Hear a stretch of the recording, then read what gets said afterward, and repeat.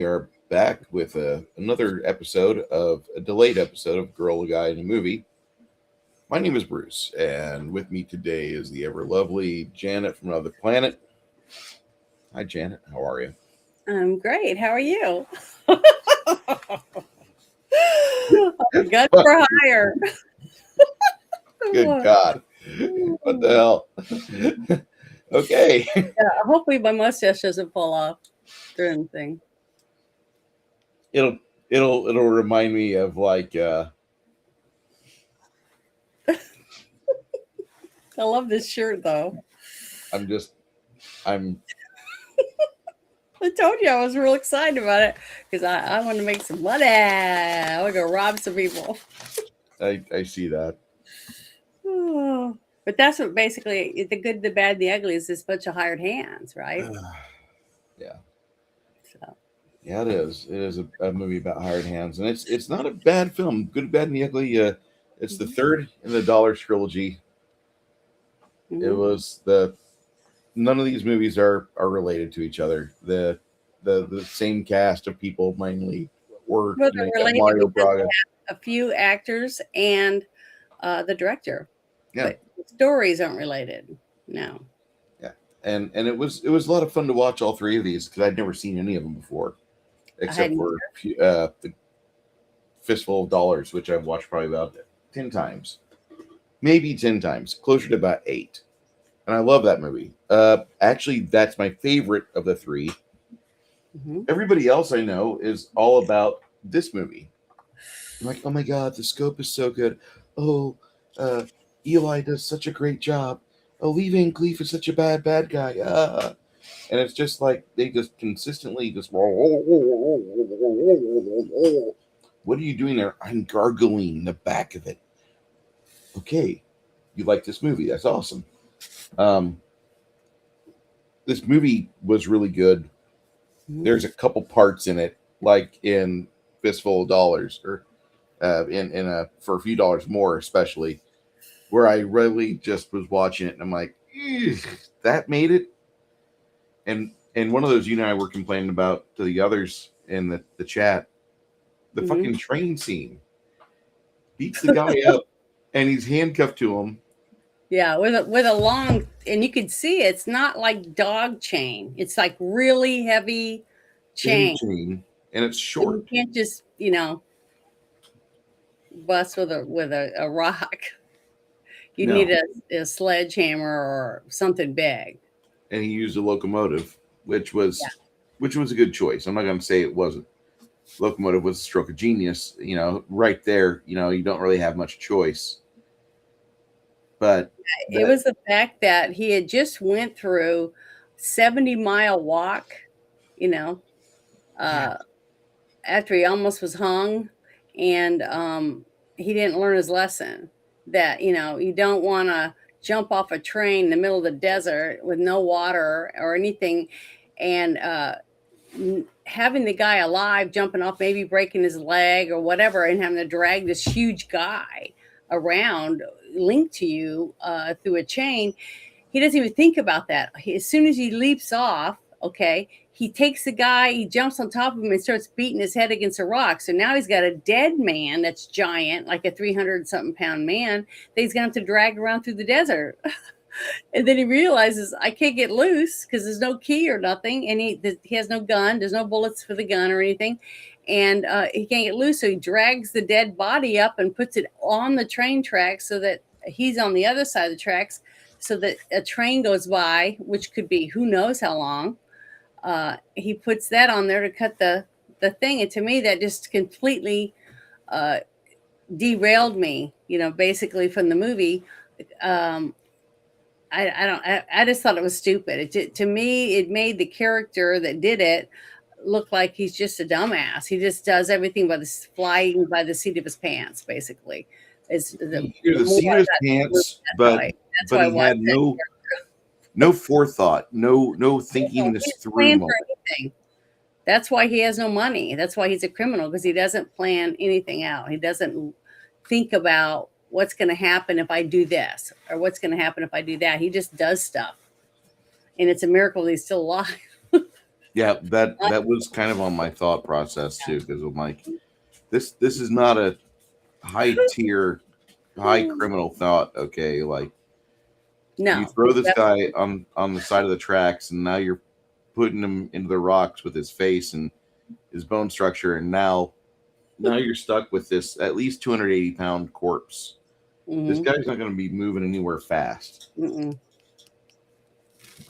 But you can see now he's good. He's a good actor portraying when he's in those elements.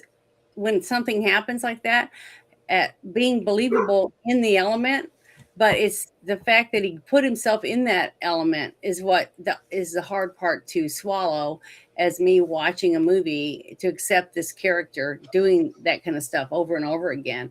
But that one was just blatantly stupid. I mean, honestly, if you told somebody in 18 whatever what year it was, I can't remember, that somebody's gonna get off a train going down the middle of the desert and kill the guard, okay, basically it beat his head on a rock and then be able to walk wherever and live through it and not be captured later on, because he's got a shackle still hanging on him with a piece of huge chain hanging off of him. So anyone's going to know that he was a prisoner. And he has no money and he has no gun, no weapon. You know, to me, it was just that there was just a stupid scene. It was dumb. Yeah, that kind of killed it. That was like, this movie's pretty good. Boom. God damn it. It was good up till then. Up till then, it was not lightning in a bottle, but it was fun. It was good. It looked really professional. There's a lot of good stuff in it. Just accolade. But then that part hit. I'm like, why? Why is this part of the script? What part of like career criminal would do this? I've known a lot of guys that were in and out of the clink a lot, but they would go back usually during wintertime because they're cold. And then they get out in the spring and they operate for, 6 or 9 months. And then they go back to the clink because, here's winter. This beats paying rent somewhere in their head. I don't understand that, but that's what they did. So it just is crazy that this guy has lived so long outside of the system and he's doing all this stuff. Mm-hmm. I don't understand it. It's somebody who's desperate Hey, Lloyd. to live. I mean, to live life. It doesn't mean he's living it smartly. It just means that he just grabs a hold of whatever is available and then moves on. Yeehaw. Being drunk, staying in trouble, living on the edge all the time. And it's really that's what his character was. And there was a couple of little spots when you see that he realizes the predicament he's in, where he tries to make amends or tries to do something to alter the course of it. Sorry, my throat is so raw. Just give me a second. I got to get a drink. Good. I feel like this movie has a lot of good in it. This is far from a poor film. This is wonderful. They did a great job of getting 1,500 Spanish army guys out there. Yeah, it looked like a real battle. Like the real deal. They look like the real deal. They look like they had everything on point. They had a good researcher there, making sure that they knew what was going on with the American Civil War, even though, there was a little bit of trench warfare there, which was before its time, and dynamite was being used in this movie, when in reality, dynamite wasn't quite a battlefield application for destruction yet. Mm-hmm. But those little things aside, this movie looks so good, and it does a great job of telling the story of Tuco, Angel Eyes, and Blondie. Yeah. And the weakest part of the film is Clint Eastwood. Well, he's not really the weakest. It's the fact that he doesn't get as much airtime. He's in every. There's three he's never alone. main actors basically in the story, but Tuco's character gets almost the whole story. It's like the story's about him, and these two just happen to be involved. Mm-hmm. That's what it seemed like. So It, I it was felt like expecting it to be more Clint even, like Eastwood's it just was in the second happenstance. movie. Hmm.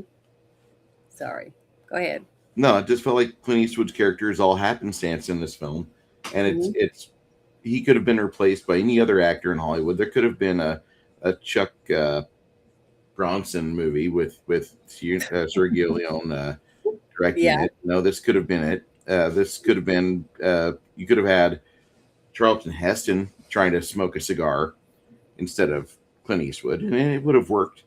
There's even Jack Palance would have made a good Hmm. Blondie in this movie Yeah. because he's done great, amazing cowboy cinema before, and I felt like this film, like I couldn't think of anybody replacing Eli as Tuco in this movie. And Mm-mm. Lee Van Cleef is just a fucking force of evil and Yeah. uh, just Personified. Yeah. absolute evil. Hmm. But as I'm watching it, I'm really not getting the feeling that Clint Eastwood is irreplaceable. Like he was just the guy that was on set. You look kind of good. Let's put you on camera as the third wheel, as a fifth wheel. Yeah, there you go. Make some script alterations and make sure we don't disseminate him. We're not going to mistake him from the guy Joe or Morocco from either Fistful of Dollars or For a Few Dollars More. I honestly feel like this movie, the further they went with this series, the more Clint Eastwood was like, I'm not really getting the good stuff. And this is his last collaboration with him, with Sergio, and he was invited to go into a '68 film with him, and he declined it because Sergio Leone is just such a perfectionist when it comes to everything. Got to have the right lighting, got to have the right mood, got to have the right food, got to have the right outfits, got to make sure that we have this potential lighting situation for this potential scene here. And Hmm. Eastwood's done.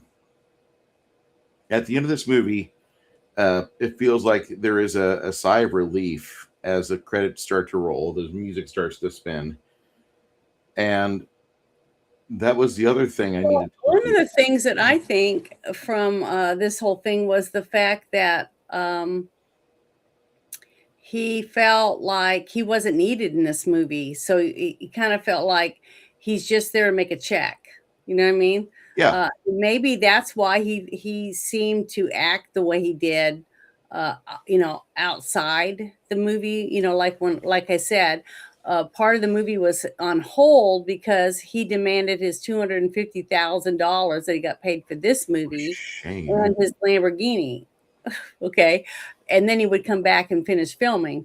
And it was because I think that he just felt like, that basically he wasn't needed in this film. Anybody could have done it. So, honestly, I mean, his acting was good when he was on there and he was believable. But to me, the name, the good, the bad, and the ugly, it didn't fit because No, now the bad definitely fit because Van Cleef was epitome of evil in this movie. Everything he did was evil. I mean, he beat women, he killed anyone. He would stab his mother in the back basically for $1. I mean, that's the kind of character, and he did it. I mean, I just don't see anyone else being able to play the character that he played. He did a great job. He did a phenomenal job of being so evil. Now, the ugly isn't necessarily pointing at him because he's ugly. He's ugly on the inside. It's more than what he looked like on the outside, I think, the way it came across. And the fact that you see that one scene where he takes Blondie because he almost killed him and realized that if I let him die, I'm never going to find out what grave I'm supposed to dig up to get the 250,000 in gold, coins. So instead of going to see his brother, which you find out after they're there, that his brother's a priest, that one's a criminal, the murdering criminal, and his other brother is a priest. So it's like that's like two sides of one coin, good and evil. You know what I mean? So the fact that he didn't even go there to see his brother, that he went there simply to get the answer he needed from the person he just tried to kill. Okay, by making him walk through the desert and until his skin was basically peeling off and stuff from the sun. And he was able to listen and hear this guy that was about to die tell him what grave that he buried the money in. So basically, Kuko had no choice but to do whatever he had to keep him alive, which is why he ended up taking that stagecoach and taking him to his brother, because he knew his brother wouldn't turn him away because he's a priest, not because he cares about his brother. You know what I mean? And that was sad. So that whole thing was a chance for Kuko's character to have um, an atonement, you know, to realize, man, I really need to be a better person. But it didn't help him at all, even when he found out from his brother that his mother had long passed away and his father had just died before he came, like a few weeks before. And that seemed to get a little of emotion out of him, but it didn't change him. He's still evil and ugly on the inside, basically. So, and the fact that they said that Clint Eastwood's character Blondie was supposed to be good, I had a hard time with that because that's what I was trying to separate. Because you know how they drew it out. It wasn't even dialogue really in the first 10 minutes. It was just showing you these people doing different things, and then it would say bad, then it would say the ugly, and then it would say the good. But his very first scene, you see Kuko about to be hanged for all these crimes that he committed, and he's got a noose around his neck, and then all of a sudden you hear a rifle go off, and it's Clint Eastwood's character shooting him down. And then later they meet in the woods or in the desert and split the money that he had gotten from turning him in to collect the what is it called, the reward Yeah, for him there's a being. bounty. So you know, and then he had shot a couple people to let the guy get free. And so he's not a good guy if he's just killing people in cold blood, you know, to get a few $1,500. So that to me was kind of, I didn't understand that. I didn't understand how you could say he was a good guy. I mean, he did have some redeeming qualities, you know, here and there throughout the movie, but basically they were all, you know, bounty hunter bad guys. You know, one was just way more sadistic than the others. That was the only difference I saw, is they're all out for the money. Well, That's why I dressed up as a gunslinger, because you know, there wasn't any women in the movie, so I was like, well, I guess I got dressed up. we had one girl and she got slapped around a little One bit. I think she woman, was. I think she was there just so we could see prostitute. just how bad he was. Yeah, and but at the beginning, remember, he goes in the house. There's a guy, and his wife puts food on the table, and then she leaves because they see him standing in the doorway. Van Cleef, you know, and he's all black, and he's Hmm. got that menacing look, and he's looking at the guy, and the guy just walks over slowly because he knows the guy's going to shoot him. He sits down at his table, and he makes him a bowl of food, and he starts to eat. And Van Cleef sits down and he makes a bowl. He starts to eat that woman's food, basically, that she just cooked. And then you see him ask some questions and he doesn't want to answer. And that's when he goes to get his gun and Van Cleef shoots him from under the table. He falls. And then you hear someone coming down the stairs and he turns, and it's his teenage son with a rifle, and he shoots him and he falls to the ground. You see the mother running down a bunch of hallways. Man, they had a huge house, you know what I mean? For some poor people or whatever. And then the mother gets there. She sees her son dead on the stairs and her husband dead. And then her youngest son comes down the stairs. And I was thankful for that her young son didn't die. And then she passes out. So that just showed you right then how evil he was, because he killed a young boy. Basically, he could have shot him in the hand, you know, because he's a sharpshooter. You know, all three of these guys could shoot a matchbox out of a tree. So there was no reason for them to have to, if it's a young kid with a rifle because his dad's being shot and he's trying to protect his mom, to shoot him, you know, dead in the heart. But he does, because he's heartless. You know, he would have shot the other kid too if he came downstairs. So I don't know. He was good at being a bad guy. You wanted to hate him. So to me, his character basically shined like it did in the second one because he played his character to the maximum. He did an excellent job at doing it. The director definitely did a good job at directing the characters for what the story told him to do. There was just a couple scenes that I just thought were stupid. I don't know why they like the whole scene where Tuco jumps out of a train. So maybe it was just to prove how stupid he really was, that he was just worthless, just a worthless person. So I don't know. That whole thing. I didn't enjoy this movie as much as I did the second movie. To me, out of these three movies, number one is the number second most likely. You like For a Few Dollars More. I like Fistful of Dollars. Yeah, I just like that because it was so Clint centric. Mm-hmm. And For a Few Dollars More isn't a bad film, but I like this movie better than For a Few Dollars More just for the fact that the scope of the movie felt a lot bigger. I saw the effort the director was making. I see all the things that are going on. I'm just pissed that Clint Eastwood is there in name only. God damn it. I hate that. And it's sad.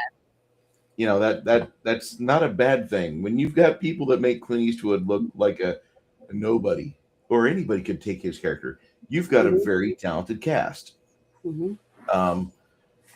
I think it's interesting that I Googled something and I found this. This is in Spain. Silhouette de Eastwood, and you go there and there's a picture, or there it is. It's Clint Eastwood from The Good, the Bad, and the Ugly. And someone got one of those cutouts, and they got it out in their yard to shadow. Not in the yard. You know what this is? Is that where they shot the movie? Oh, the graveyard. Yep. Yeah, pretty cool. That's exactly it. Yep. Very fucking cool. So you got Clint Eastwood. What's a real graveyard? I believe it is. Yeah, it looks like it. Yeah, that looks like a graveyard. It's pretty neat. But I see those where I live. There's silhouettes that people have of cowboys or whatever standing out in their pasture or whatever, and their metal cutouts or whatever. I see lots of those. So that's pretty interesting. But that was one thing about this movie that made it. You could tell each movie he made from the very first one, then the second one, and then to the third movie, that as a director, he got better and better at directing. And you can see it overall because the director's in charge of locations and actors and the props, everything, because he's the one that's supposed to make sure when he looks at that little square on his camera what the people sitting at the theater are going to watch. And so we basically see what he sees when he's filming. Okay, so everything he did we see, and so I think he did a good job at getting better each time. You could definitely tell he learned to be a director, even a better director. Now, the script wasn't better. I mean, to me, the second script was better than the first one because it gave more detail. It was more of a character arcs, all the different things that I thought a good script should have. And then the third one, it had that, but it was like there was all three. It was like all three characters was the same guy before, in the middle, and after. What he turned into basically is what it was. It's the good, bad, and the ugly is everyone. Every single person could be that if you like that one. Graveyard. So it's a mock one, but it was good. They did a good job at making it look like a real one for all the people who were dying, I guess, during the Civil War. Now, that's what I was going to say about, to me, that it took a darker turn because it brought in more reality, not just for a spaghetti Western. This was more like trying to tell a story about what it was like to be a criminal, basically, in the middle of the Civil War. and they go between the blues and the grays. They go from both sides, and they interact with soldiers that are behind the lines and stuff like that. So that was, uh, to me, was real emotional. That one scene where I thought Clint Eastwood's character actually had feelings, and it looked like he might redeem himself for some of the things that he had done, is that he's standing there over this young man who's dying, a young blonde man. He looked maybe 19, maybe 18 years old, and he's laying there, leaned up against this post fence thing, and he's just looking at him. He's not saying anything. He's just moaning because you could tell he's dying. And Clint Eastwood looks down at him, and he takes his coat off and puts him over him. Even though he's got sweat dripping down, the young man, it's like he was trying to give him some form of comfort. And he looks up at him, and then he takes his cigarette, and he gives the kid a couple puffs off of his cigar, and he dies, and you can see the smoke kind of come out of his mouth. And at that 1 second, he starts to grab his coat from the kid once he died. And then he doesn't take it. He puts it back on him, and then he grabs a poncho that's laying above the kid's head over the railing, and he takes that and leaves. So to me, it was a glimmer of hope to see that there's still hope for this guy, that he still has empathy for other people. The other two are already lost, the Van Cleef's character, he's personified evil, basically. And the ugly, which was Tuco, he's so rotten, and he's rotting. He's like rotting from the inside out. Basically, he's lost all form of humanity, basically, and he's just walling around in self-pity in the world. Basically, that's what I saw for his character. So now that they get the money at the end, when they get it out of the grave, maybe Blondie might be able to go off and become a dad and have a wife and be a good guy and do something. But I don't know. But you saw a sense of humanity still left in him after what he saw with all these soldiers during the Civil War. So I don't know. But you have a lot of hope. That's all I'm going to say. It was sad. The whole thing was sad. I mean, but it was very real. Walking behind the lines while you got two sides fighting each other. One side wants to keep slaves and keep people down, and the other side's trying to free these people and open it up. And then you got the Van Cleef's character, which shows you even how scummy he really is. He's in this quarters of his commanding officer because he's pretending to be an officer for the Blues, basically, and he's got, his officer, lead officer, is dying. I can't remember if he was a colonel or what he was dying, but he was saying how I don't want you mistreating the prisoners. And he goes, well, what do you care? They're this, that, and the other. And he's like, I don't care. Well, as long as I'm alive, even though I know I'm dying from gangrene, it's setting in my leg. As long as I'm alive, I'm not going to have you guys mistreating my soldiers, mistreating the soldiers that we have as prisoners, basically, which I liked, because that to me showed that this guy had morals and he had a redeeming quality. He was a decent man, even though he was at war.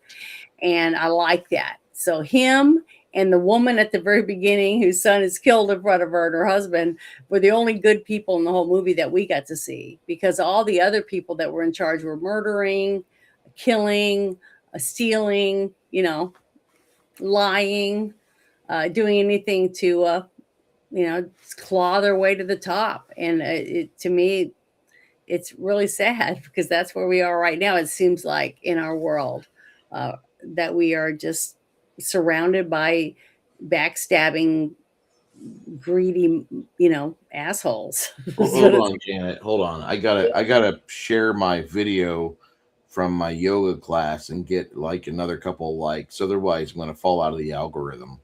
Mm-hmm. Oh, what's Six Nations saying? He said Tuco was most human, the most fully fleshed out character.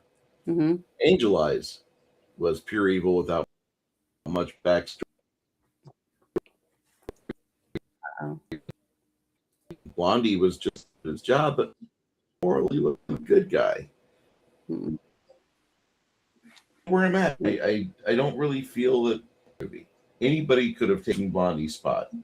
And that's the part about it, the movie that I really don't like the most at all, because I feel like Clint Eastwood in the last movie, he was kind of like the vessel for the storytelling to get Lee Van Cleef to get revenge. Movie here, he's just actor Y. That's it. He's actor Z. Not really. He's only in the scenes with other actors. He's not even important enough to warrant a scene by himself to where he muses about his life. You know, he doesn't have a wherewithal. He wasn't even good. So that's what I don't understand, because I was expecting to watch a movie the way that they opened it at the beginning, when they were said this guy Van Cleef, you know, was the bad, because it says so when it goes doo doo doo, whatever that kind of weird spaghetti western music they have, that's like a coyote yakking or whatever, and then it shows that the whistling thing. Then it shows Tuco shooting some people that came into the saloon he was in, and him leaping through the window after he shot everybody in there, because he's a good shot. They're all really good at shooting and killing. I mean, like I said, they could all shoot a matchbook right out of the tree if they wanted to. That's how good they were. Very precise. And then you had someone that they said he was the good. You know, he was for Blondie's character. But then we see Blondie kill in cold blood like 3 people, saving Tuco from being hung after he turned them in to get the $15,000 or $2,000 reward, and then they split the money when they meet up. And to me, that's not a good guy. A guy that's just murdering somebody so they can get $1,500, you know, or $1,000. To me, that was opposite of good. So I just didn't understand that. That threw me off. Janet. We need to discuss exactly how is this money going to be split up after the situation, because I need to make sure that we're going to have a money distribution here. Otherwise, there's not going to be no reason for me to stick my neck out. I think you get it. I think you get it. And the movie for me, it does a very good job of telling the story of a very good man that was not in the film, that we get to see the after effect. And this is Tuco. I think Tuco has the best character arc in the film. But because he had the most time. You got to remember, almost the whole movie is all Tuco. It's all around what he does in his life, and him with his brother, and find out his parents are dead. You know, all that. He had a lot of emotional chances to have an arc. Okay. And so, and Van Cleef's character had a little more time for an arc, which never happened because he did everything evil, beating the girl to get information, just slapping the shit out of her over and over again, a prostitute to get information. And then the other part where he's having Tuco beat, hiding in there, making the soldiers that they have picked up from the Greys, play instruments, like perform like dancing monkeys for them, so he can beat this guy without other people hearing what they're getting beat in that office with him. So he just personifies evil. I mean, it's all he does. He just likes torturing people and being sadistic, and that's what his character is. So he didn't really have much of an arc from being evil to being evil again. That's basically all he did.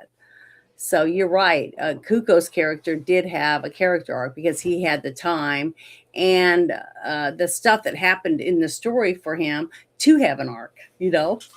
So I'm glad he did, because nobody else was given that chance. I also want to say thank you to James for being available to pose for this amazing, handsome t-shirt. Hyperborea, James there with his short bow, riding the Pomeranian. This is epic. This is an epic shirt. Your brother, somebody give your beer or whatever, because this shirt could get a man laid in the daytime. Oh, my mustache is starting to fall off. Oh no! That's why I'm trying not to smile or anything. And Zara James at first also said, Janet, making some of you question your sexuality. Well, there wasn't any women in this movie. I got online and tried to look at women for this movie, and there wasn't any really actresses. So besides the one girl that wasn't even American getting slapped around, that was it. James is like, of course the bad guy's a damn Yankee. Mm-hmm. Yep, they were all bad. Everyone was bad, even the soldiers. Darth Prophet status.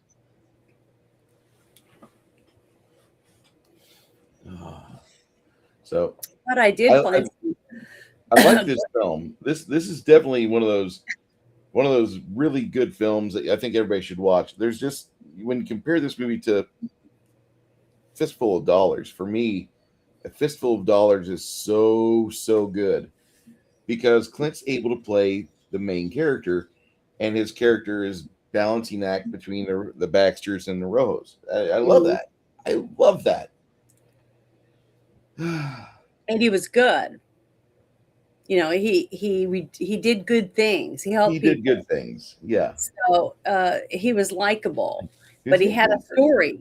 You know, he had a chance to better himself as the story went on because he was involved more. To me, the whole script was all around Tuco. You know, it was Tuco stories, what it should have been called.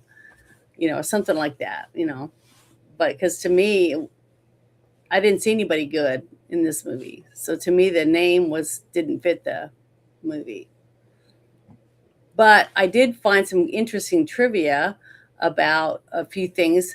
The actor that played Tuco, what's his name again? It's Eli. Hold on. He was a good actor. Yeah. I'll tell you that. Eli Wallach. Eli Wallach, yes. Okay. That's his name. It says he was almost poisoned on the set after drinking acid used to burn the bags filled with gold coins to make them rip open easier when struck with the spade. He didn't know the acid had been poured into a lemon soda bottle, which is totally against the rules. Yeah, when you're in a movie set, you're not supposed to do anything, put any chemicals in anything that looks like it could be edible. That's not supposed to be done. And then it said that what happened is he didn't know it was acid, and he drank that drink, and it burned the inside of his mouth and in his esophagus and stuff.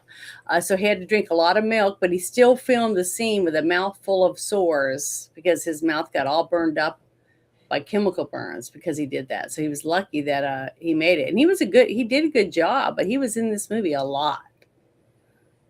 So I thought that was interesting. Keto, going back to James's statement there, Keto says, Janet, I've never been attracted to a mustache before.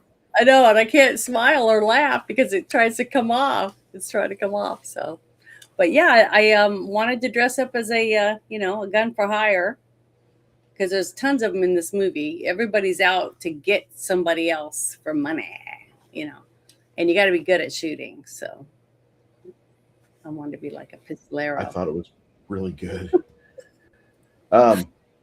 There was a lot of shooting. Just think about how much actual chemicals they had to use for all the explosions they used when they blew up the bridge, and then all the gunfire, all the horses they used in this movie, and then actual dogs. They used multiple amount of dogs in this movie, and look at all the extras they had. They all had costumes on because I kept like looking. 1,500 men dressed up from Spanish Army as Confederates and Union. And they did a good job because you got to remember all the sandbags they had, all the little lean-tos they built, and little other shacks, all the little stretchers that they built. Because you could tell by looking at a lot of them, they were made out of wood. And then they had that different costumes for the different people, depending on whether they were medics or different soldiers and officers. That's a lot. And then they had the train station they had to build. And then they had the two different trains because I could tell they were different because one had a really pointy front end, and then the other one was more like a passenger train because they Mhm. strapped that guy on it.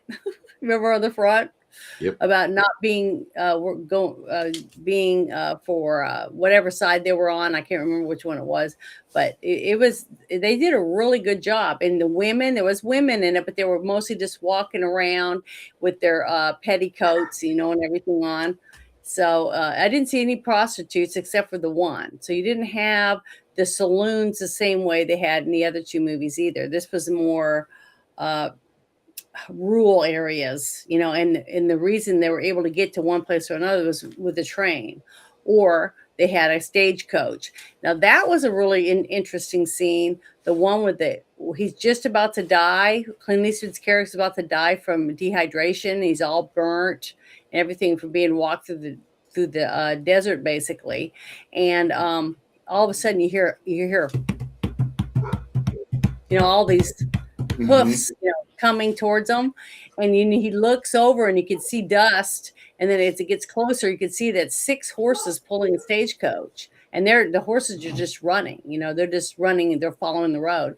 So he ends up getting the horses to stop, and he opens it, and the one guy falls out, and he could tell it stunk that they'd been in there for a while, and they were starting to decompose, and that's when he starts frisking their bodies and going through them. Cuco's character, see, that even shows you what I'm saying about him being evil on the inside. He's scummy, looting the soldiers, because that's what they were. They were wearing soldiers' uniforms, of their pocket watches and money and whatever else they might have on them, and that was disgusting. How low you are to you know loot the dead. And that one guy ends up being alive, and he was the one with the patch over his eye that we remembered Lee Van Cleef's character talking about angel eyes earlier, because he was looking for the one-eyed guy that knew where the money was hidden. So that's how they were all interconnected. But if you didn't listen and pay attention, or you got up and left, or got popcorn or whatever during that part of the movie, you didn't know that.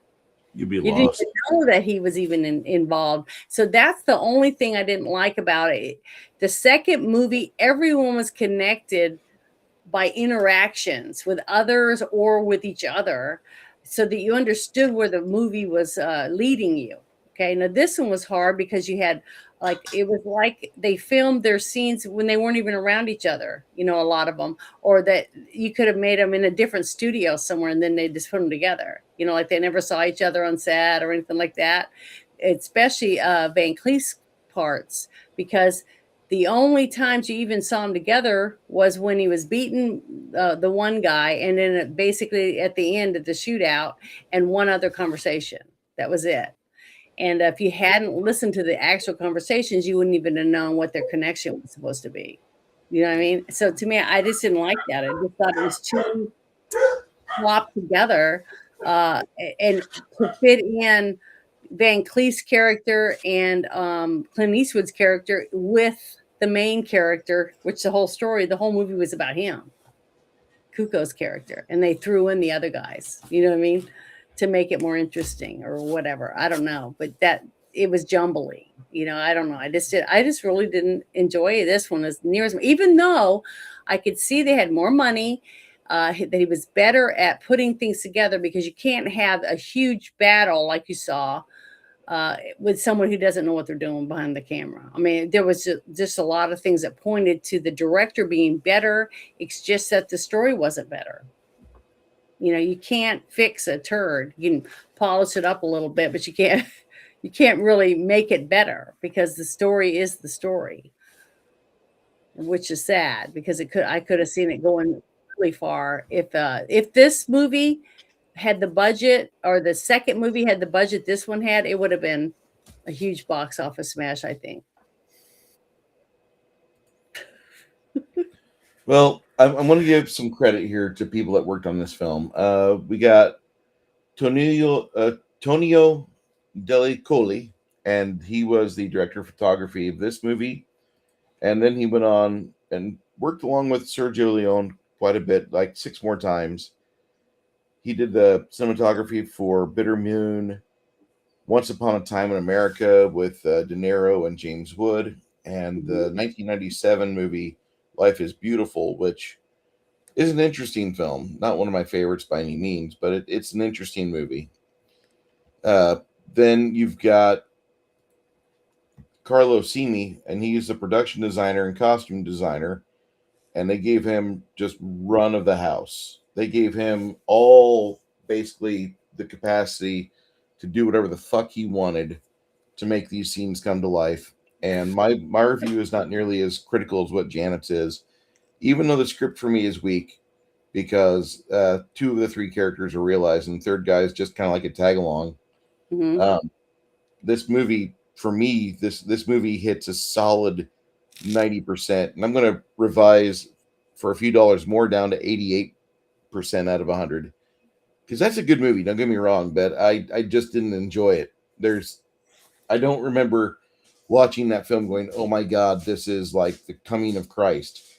No, Mm-hmm. that was actually for Fistful of Dollars. Fistful of Dollars was fucking amazing. For me, that's a 92. But this movie here is a solid 90% because you got Carlo Simi and Antonio Deli Colli as a DP and the production guys, and they just made this movie pop. They made every part of this movie pop, except for the fact that Clint Eastwood just, for some odd reason, that is maybe he was tired of acting, which I don't really see that because he went from here to Hang 'Em High and a few other movies, Mm-hmm. and we'll be watching some of those here over the next 3 months because this is all Clint Eastwood season. It's not spring. Yeah. And to hell with Chuck Norris month. We're gonna go with Clint Eastwood season. Ugh. No, I think that's great. I think it's cool that he went from here because he had a bad experience with Sergio Leone, and between the lines, it's all of the perfection seeking that Sergio was trying to get. Mm-hmm. And you can see it in every aspect of this movie, but Clint just doesn't really look like he's enjoying himself. If you watch A Fistful of Dollars, the camera's on Clint. Clint knows the camera's on Clint, and he's just there chewing a cigar, hates smoking, by the way, and so he puts a cigar in his mouth to put himself in the fucking mindset of this surly SOB that's got a fast draw. Mm-hmm. And it works. In this movie, I just don't feel that level of love from Clint to his character to reflecting that on camera. I just don't. I think he's fatigued. Honestly, think about it though. You're told the movie's called The Good, the Bad, the Ugly. Mhm. Sergio's the ugly, Van Cleef is the bad guy, and you're gonna be the good guy, basically. Okay. But then he gets the script and he's like, what the hell? I kill innocent people to save this guy because Yeah. I took him and turned him in. So I can see why he was mad, why he wasn't happy with the part that He's not happy with this movie. that you could tell he's not happy working on this set. I For just don't, those, not because he didn't want to do it. I think he wanted to do it, but he was upset with what he was given to do. I agree. That's what I think. I honestly feel like this movie here is we're seeing Clint Eastwood getting fatigued. He's worked with the same people for the past 3 years. He's like, kind of tired. that's what he was doing. He's traveling around. He's doing stuff. He's not liking the jet lag. They filmed this mostly in Spain. Some of it's filmed in Italy. That's why it's called a spaghetti western. Yeah. But a lot of the time off, there's people that are riding with Clint Eastwood, so he can go play the golf. He can go swing for the greens in Spain, and he can unwind. And he's already upset because he's like had to wait on his money to get properly processed. He couldn't get the car he wanted when he wanted it. He still got the car he wanted, just had to wait. Yeah. And then he gets to play the good guy, which the good guy is not really doing good guy things. So I can understand where he's at. Mm-hmm. I can understand where he's at. And the cigarillos are bitter and nasty. Like he's chewing on it, and it gets him in the mindset to be this bad motherfucker. And it worked. Hi, Crafting Gamer. Hope you're doing well, bud. But you think about it, it says that if you read the synopsises that people have given for this movie, it says it's a sprawling Western epic that follows the adventures of three gunfighters looking for 200,000 in stolen gold. Sergio Leone's The Good, the Bad, the Ugly is a masterpiece, one that continues to get better and better with each viewing. In a way, it's morality play, weighing the consequences of the good and evil, but it does so in a realistic manner. Sometimes crime does pay, at least in short term, and sometimes good does go unrewarded. This film probably signaled the death uh, of traditional John Wayne white hat, black hat Western. The thing is, there was no good. See, that's what I don't understand. Even during the Civil War, how some of the Civil War POWs were being, treated, all the different stuff behind the scenes, like the one guy that gets shot that's drunk, he's their officer in charge, and he's drunker than Cooter Brown, and he's taking his guys out there to all get shot. To me, all that was all bad. I didn't see any good. The woman, the mother that was taking care of her husband and her two sons, and she cooks a meal, and the stranger comes in and she has to run and leave to get out of there because she's a woman. And then she loses one of her sons, all because her husband's a loser. The guy that shot her son's a loser. They're all bad. I just didn't see. I kept waiting for the good because it's there's no I good had guy seen here. the movie. Okay, I had never seen the movie, and I was expecting what people were saying about it being an epic Western, the good, the bad, and the ugly. And I felt like I got duped because there wasn't Clint Eastwood was in it this much, not because his FaceTime was way, way less, because he did have a lot of FaceTime. He just didn't, the first 10 minutes didn't even have dialogue. It just shows you setting up who the good one was, who the ugly one was, and who the bad one was by seeing a scene, not because there was a lot going on. You know what I mean? So I don't know. I just felt a little bit let down because I was expecting it. Like I said, how excited I was after I saw the second movie, and I was like, "Oh my God, it was so much better." You could see the money was more, the direction was better. The director's learned so much.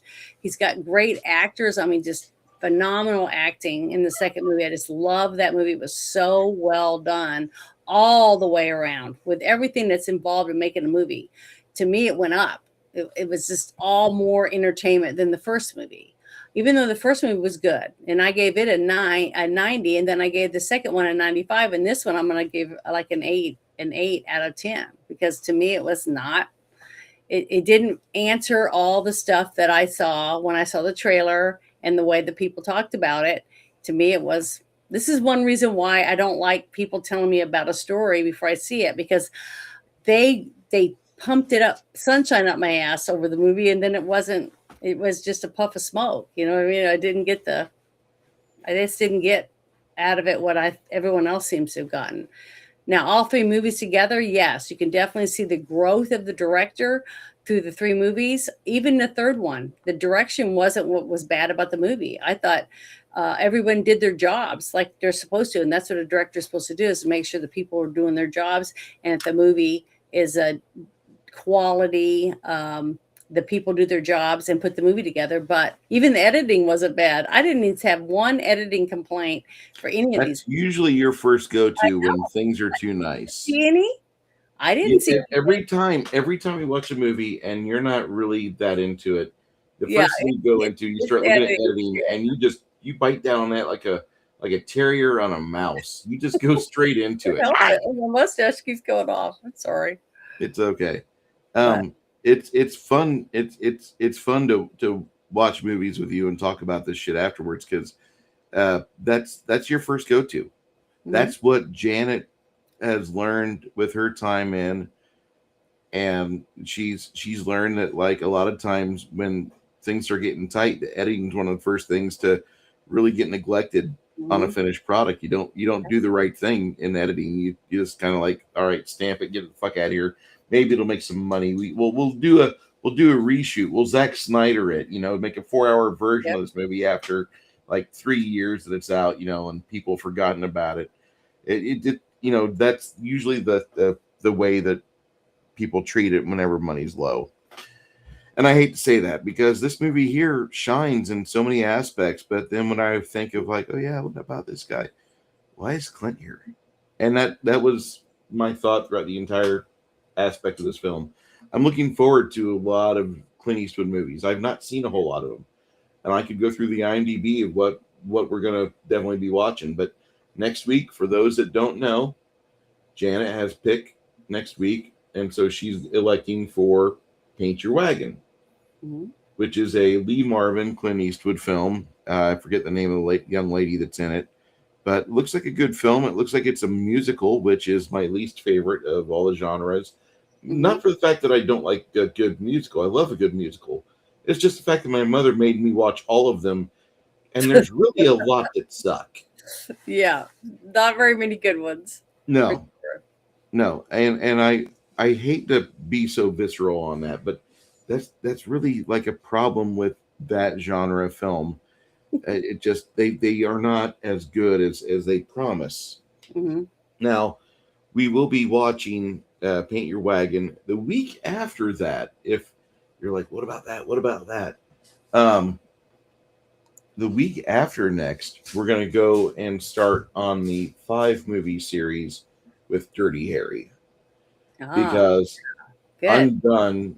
I'm done with cowboy films for a while. We're going to watch 4 cowboy movies in a row. Give me suspense. Give me police drama. That's my go-to. You know, if I can't have fucking good quality sci-fi, which Janet and I have watched almost all the good quality sci-fi that was released since 1977. Is he put in any sci-fi movies? I'm trying to. He's in a couple science fiction films.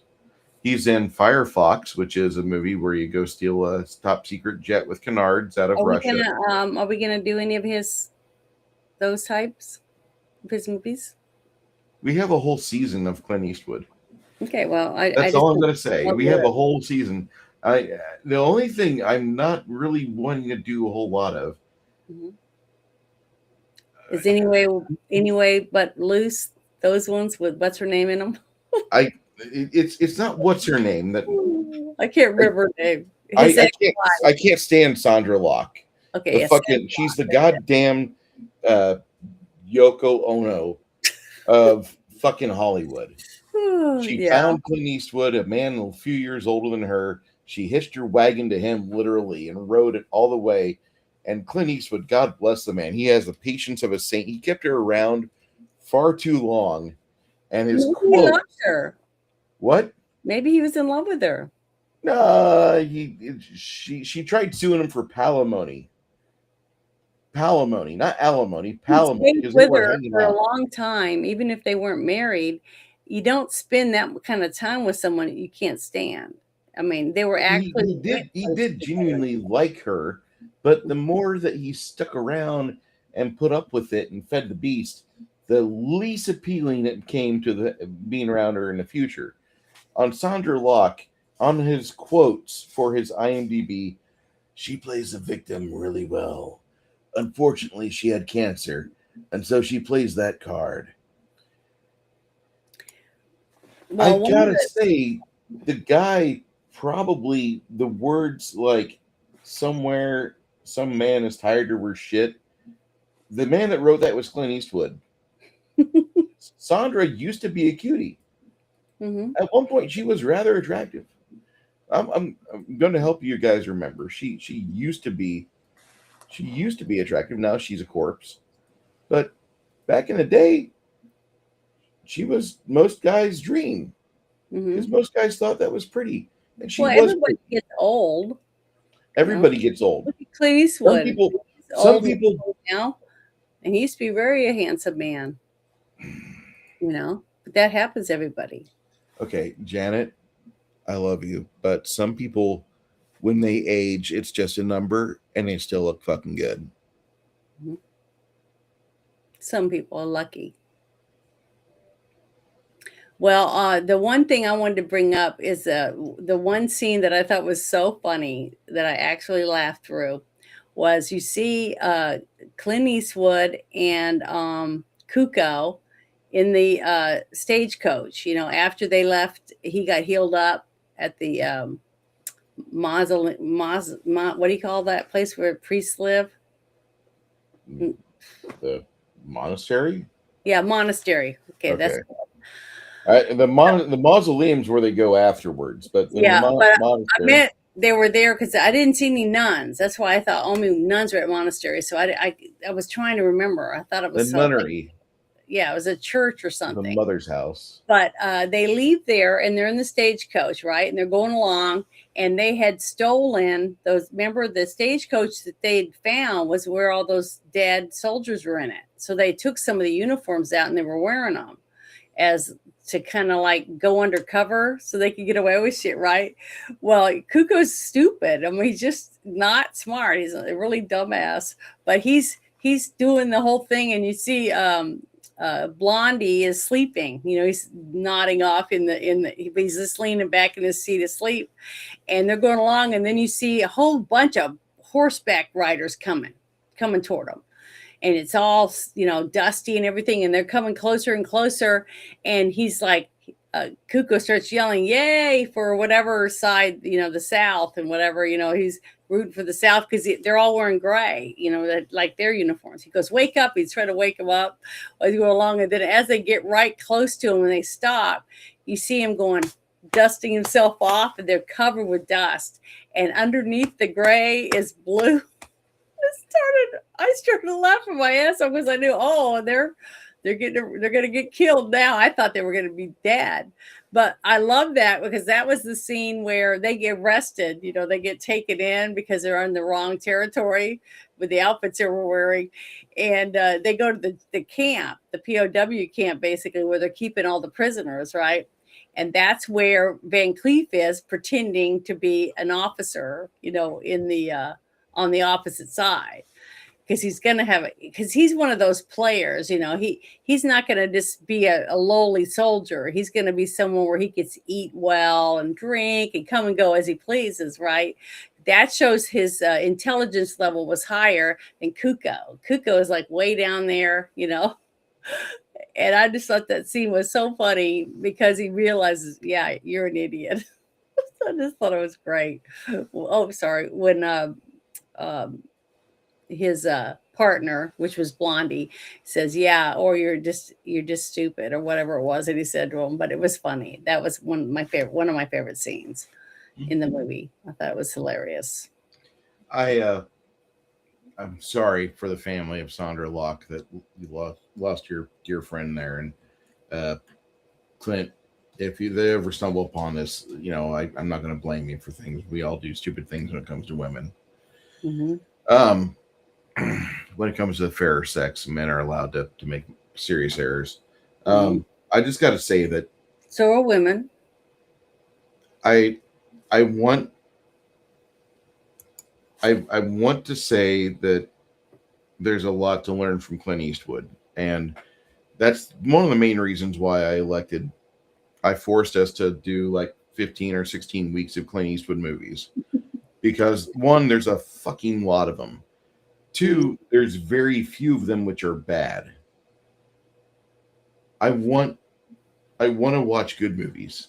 As much as I love feeding you schlock, and Janet, there's nothing better than having the testimony that I had myself and some friends, and when Janet from Another Planet, we watched FDR American Badass. God, yeah. We watched it, all right. Yeah, we did. And there's a poop scene. There's a scat scene in that movie. Oh, It was hilarious. But then afterwards, Janet was like, she's recalling the incident and she almost vomits. I mean, it was disgusting. that for you guys that watch that live stream, that was a genuine, like, Janet's about ready to blow chunks here.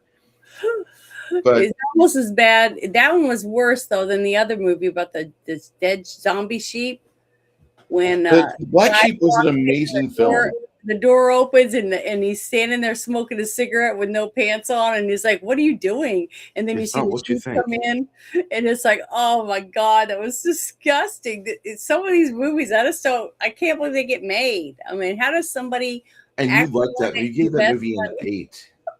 You gave that movie an 8. I know it was funny, but I never would have seen it if it hadn't been for you. So you're welcome. I love dipping you into new things. I I gotta say that for these 4 months we're gonna be watching Clint Eastwood films, almost more than a season. Mhm. I really wanted to see movies that we'd all remember the advertisements on USA or TNT, or we all remember the trailers for them when they were first going in theaters. Mhm. And I wanted to relive some things that I've gone through myself, and I've never seen a Clint Eastwood film in a movie house. I've never seen one. Shame on me, because I enjoy movies. It's one of my favorite things to talk about. But I've sat in rooms filled with people criticizing a movie and talking about police procedure. When I was going through the Leo classes back in the 2005 and 6 era, uh, Mhm. me and some guys would get together and we'd go to a friend's house, and he had a basement with a Superman cave and one of those really, like, was it 48 inches diagonally measured, but very deep projector TV, garbage ass TV in my opinion. I couldn't wait for tech to improve to get rid of those, and soon the LED screens and plasma screens came along that were much better. But we watched the first few: Magnum Force, Dirty Harry. Mhm. I forget the. Anyway, we watched the first three Dirty Harry films on DVD because at the time that was cutting tech, and it was just a lot of fun. And then afterwards, we discussed it, and we brought that discussion to class. And Ed Smith thought that was kind of cool because there was a lot of good takeaways from various things, from poor Tyne Daly's character getting the shit into the stick in the second Dirty Harry film, because she really kind of gets fucked in that movie. She wants to be a good cop, and she's like, I want to be a good cop, and he's like, so stay in the office. And it's kind of a thing. Me and Janet are going to discuss that and a lot of other stuff. But there's so many teachable moments from each of these films, and the majority of Clint's movies are all about mainly a guy going through extraordinary circumstances that he Mhm. uses common sense to overcome it. And that's the majority of his films, which is a very good reason why I want people to take a look at his IMDb, to take a look at his resume, to take a look at the movies he's made, and instead of watching some garbage ass Amazon product, or Mhm. worse yet, Netflix, go back in time, pull out the VHS player, pull out the Betamax or the Laserdisc player, and watch something good, because Mhm. there's so much better older good stuff than there is new good stuff. The new good stuff is rare. Well, hopefully it's going to get better. Hopefully it is. I'm not holding out for hope though. Well, I'm see, even before we started doing this, my favorite films are almost always independent. They're not pushed by a big most. If you go down my list, half of them, over half, aren't even blockbusters. They're just my favorite movies, and movies that I like to watch over and over again. And I get there because some of them bring up a good emotion in me. Others just make me want to get up and dance around while I'm watching it, and others just make me angry or I cry.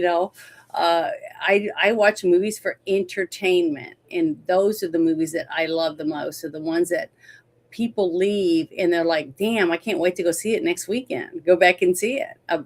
You know, that doesn't necessarily mean it's a blockbuster, because a lot of really good movies, whenever a movie says, when someone there's a commercial and it says nominated for Academy Award or won an Academy Award, it's more likely I probably won't like it, because it's probably shit.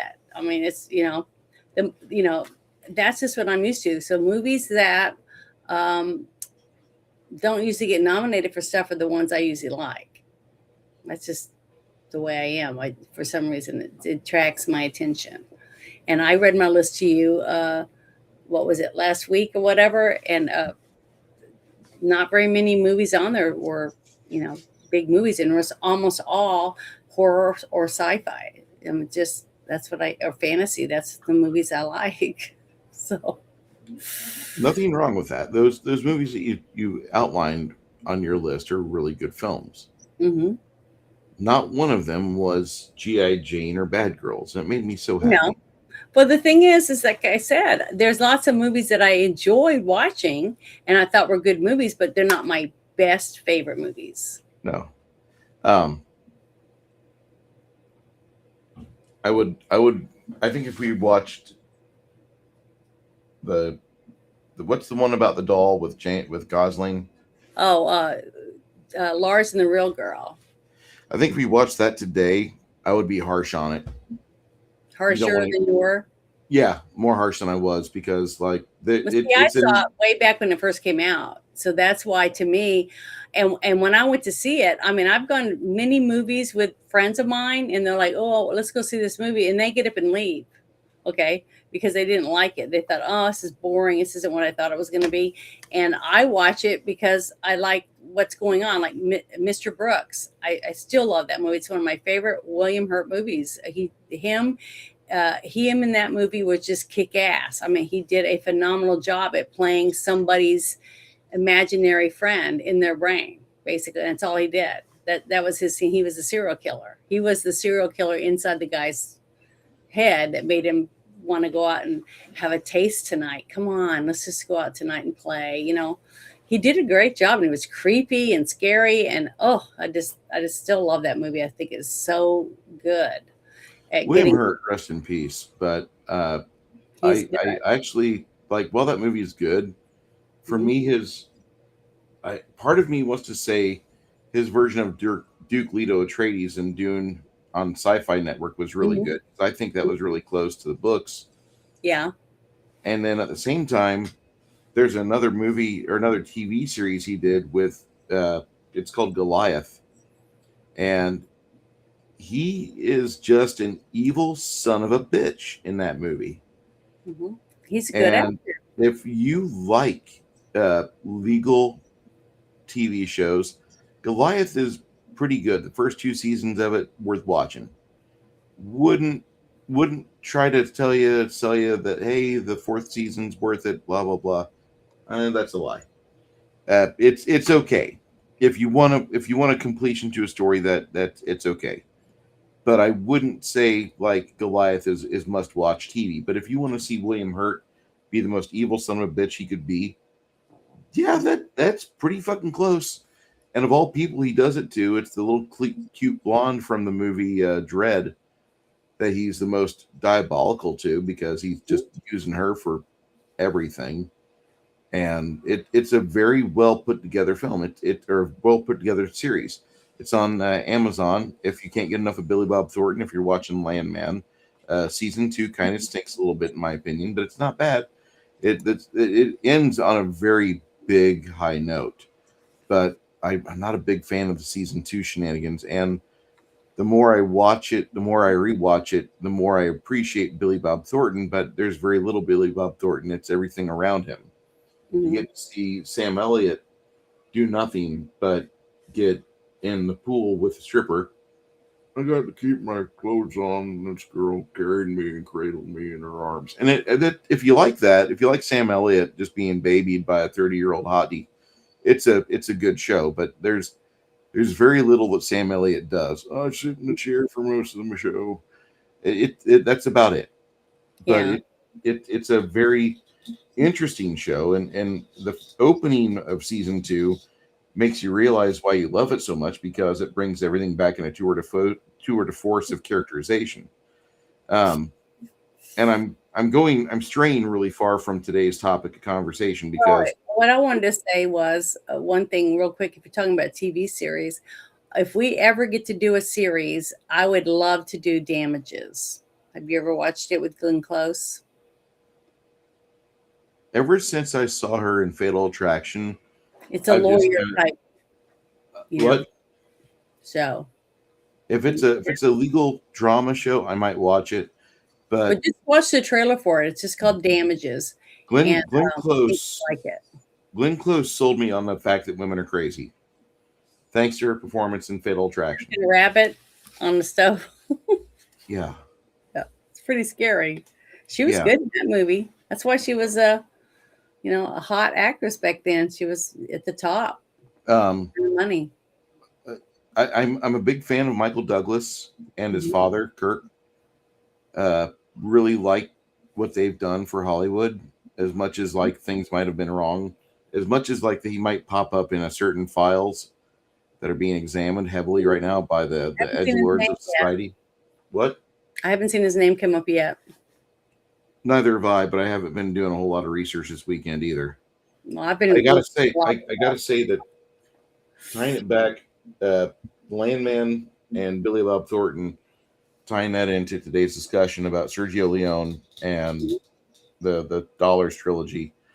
Uh, Sergio did a really good job with the script. I think making a movie that it shows two good characters or two well designed characters kind of fencing it, and there's a third character that he's kind of warbling, kind of going through like a moralist side of his role from A Fistful of Dollars.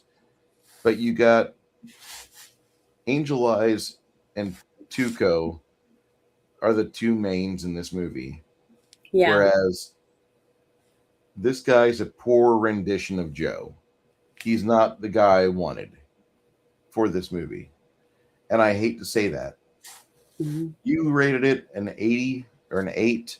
I rate this movie a 90 because for me it's still 85 out of it, 100. it's still better for me than A Few Dollars More. Mm-hmm. Oh. Monco was good in that movie, but he wasn't the focus. For me, Fistful of Dollars is perfect. He played Joe. He played the the way the show hinged, the way that one hinged between him fucking with the Baxters and fucking with the Rojos and trying to be in the middle and make all the money. I Yeah. love that. I thought that was great. That if I could recommend Crafting Gamer watch any of these films, it'd be watch For a Few Dollars, or not A Few Dollars or More, Fistful of Dollars, and be Joe.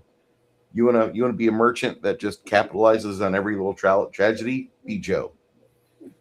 Well, the sad thing about this movie was none of them could trust each other. None. None of them. They worked together to get the money. Okay. They were wanting to use each other to get information so that one of them could end up getting the money. Okay. But none of them could turn your back to the other No. because one of them was going to shoot you in the back. I mean, they're all losers. Even the good guy, he was less evil and less ugly. Okay, I could say that, but he wasn't good. Not No. in what I would perceive as good. Someone the Like I said, the only redeeming thing I saw that he did was when he took his coat off and put it on the young soldier who was dying, and then took his cigarette and let him have a couple puffs off of it, and he exhaled the smoke and you saw him droop down, and then he went to grab his coat from the dead kid, and that's when he went, oh, and he put it back over him, and then he grabbed a poncho that happened to be laying there. So that was one spark of humanity that I saw in him, because all I see him before that was killing innocent people, shooting them because they were going to hang someone. So, and then after he collected the bounty, basically, off of Kuko's character, and then split the money with Kuko, and they go, now you're up to $3,000. But, it was, I don't know. I just didn't, I was let down by that. Now, there was some really good scenes in the movie, and the direction was great. The scenery was beautiful. Uh, but still, I still didn't think the overall arcs of the characters or any of that was as good as the second movie, A Few Dollars More. I thought it was a better script out of all three. That was my favorite one of the three. So, That's understandable. but this was a good movie. I mean, if you like this director, and this is his best direction, I mean, he did a great job of directing this movie and covering all the bases for this movie. It was good. I'd like to say that I believe this is probably one of the most iconic westerns out there. Mm-hmm. As much as I do not enjoy this movie, nor do you see my performance as Sam Elliott in this film, Mm-hmm. this movie has an amazing score in it, which is the last thing I wanted to talk about. Mm-hmm. The movie score is probably the one thing I find myself humming as I drive through the Texas scenery, getting ready to go on that Amazon lot and shake hands with good old Billy Bob Thornton, and then stare at Allie Larder's tits and say, "Damn, that's my son's tits he gets to play with." I really do like. I really do like the fact I have they gave me a stripper to go frolic in the pool with, but I'm kind of concerned about what will happen in season 3. Please do not write me as a father in season 3. That's all I ask as an 85-year-old man. I'm sorry, Janet. That may have been untoward or a bit too much, I but haven't seen. I haven't you really watched Landman yet. I haven't had a chance first to sit down. season the first season will have you binging it within a day. Mm-hmm. The second season will have you kind of upset because there's some there's some character flaws. Well, I was wanting to watch it simply because I had a bunch of people for some reason on my timeline on X, a bunch of haters that hated Demi Moore's part in the show, and I'm like, well, she looked good because some of the pictures that I saw, I was like, she looked really good, and she was at a funeral service, I guess, or for her husband, but Yes. everybody told me how much they hated her. Played by the amazing John Hamm. So, I'm like, hey, I gotta watch this because I like her. I think she's a great actress. I loved her in the one with The Substance. So she's a good actress. It's not like she sucks. I mean, so why not? I'm gonna tune in just to see her in it. And I like Billy Bob Thornton. So I think I might like the I movie. think everybody likes Billy Bob Thornton. He's like the boomer generation version of Keanu Reeves. Everybody likes Billy Bob. They can make a Amazon Prime show. Everyone loves Billy Bob. And Ray Romano would sue because of copyright infringement. Oh, okay. Do you have anything else you'd like to discuss about this film and the series of events we had watching this movie? I thought the movie was entertaining but I didn't think it was had lots of long drawn out scenes that they didn't need to add the extra minutes in it. To me, they I don't know why. I just seemed like it should have been called the Cuco movie or something like that to me, because it was basically, I was expecting a story about three different characters intertwined and them all fighting like in the second one, how they work together to accomplish something. That's not what I found in this movie. It was basically a story where they threw in two major actors and gave them parts to interact with Cuco. That's what I saw, and I just wasn't happy with that. That wasn't what I was hoping the movie was going to be about. I was expecting it to be a step up from the second one, but that's not what I felt like I got from it. Your complaints are valid. So, Your complaints are valid. I'm not going to say they're not. They're not. They're completely valid. but it And was good. I'm glad I got to watch it. I'm glad I got to watch all three. I'm happy you got a chance to watch all three of these with you. I Mhm. think these movies are fucking amazing. But I'd also like to say Definitely love this director. we'll never discuss the Return of the Jedi on my channel. We'll never have a featured review for Return of the Jedi Mhm. because Return of the Jedi is a garbage ass movie. And a lot of people just got upset, like, oh, how could you say that? Well, Return of the Jedi was the production from the studio that was forced on George Lucas because he wanted to keep making movies. He didn't want to make Luke a fucking Jedi Knight that soon. And then you have, other things going on, and he's wanting to continue this series and expand upon it, but the studio says, no, we have to wrap it up. It has to be a trilogy. And he's like, but I'm George Lucas. I could do whatever I want. No, you can't. We're yoinking this from you. And so they forced him to wrap up the damn movie series. So then you have to have all the other contrived bullshit like Leah playing the long lost sister and all these other situations popping up. And it's not George's movie for one, but all of the decisions that were made from the fact that the studio forced this garbage movie to be put on the rest of us, those are all George's decisions for him to make those things canon. And that's there could have been other ways for things to wrap up.